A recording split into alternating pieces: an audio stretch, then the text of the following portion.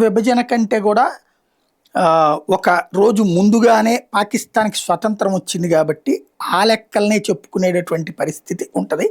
సహజంగా వాళ్ళు మాట్లాడేటటువంటి సందర్భంలో పాకిస్తాన్ అనేటటువంటి దానికి సంబంధించి ఇప్పుడు ఆ దేశానికి సంబంధించినటువంటి ప్రధానమంత్రే చెప్పుకొస్తున్నాడు. భారతదేశంకి స్వతంత్రం వచ్చిన తర్వాత జరిగినటువంటి ఇంపాక్ట్లో మనం చాలా దెబ్బతిన్నాం అన్నటువంటి వ్యాఖ్యలు చేసుకొచ్చారు. ఎక్కడి నుంచి ఎక్కడ దాకా వెళ్తున్నారు అన్నటువంటి పాయింట్ నుంచి పక్కకి వెళ్ళిపోయినటువంటి పరిస్థితి ఉంది. 90,000 మంది లొంగిపోయారు బంగ్లాదేశ్ వారిలో.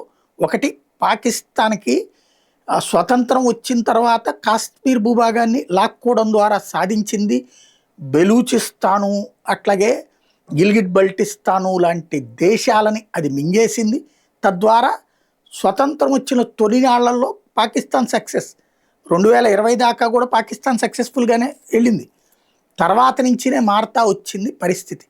ఇంకొకటి 1971లో జరిగినటువంటి ప్రక్రియ ఏదైతే ఈ బంగ్లాదేశ్ ఏర్పాటు సందర్భంగా 90,000 మంది లొంగిపోవడం ఒక ఎత్తు అయితే, మరొక 90,000 మంది దాకా ఆనాడు ఆసుపత్రుల పాలయ్యారన్నటువంటి విషయాన్ని గుర్తు చేసుకుంటున్నాడు ఆ దేశ ప్రధానమంత్రి. బట్ ఇప్పుడు చాలా స్ట్రాంగ్గా ఉన్నామని చెప్పుకొచ్చే ప్రయత్నం చేస్తున్నాడు. తప్పులేదు, వాళ్ళు అలా చెప్పుకోబోతే ఎట్లాగా.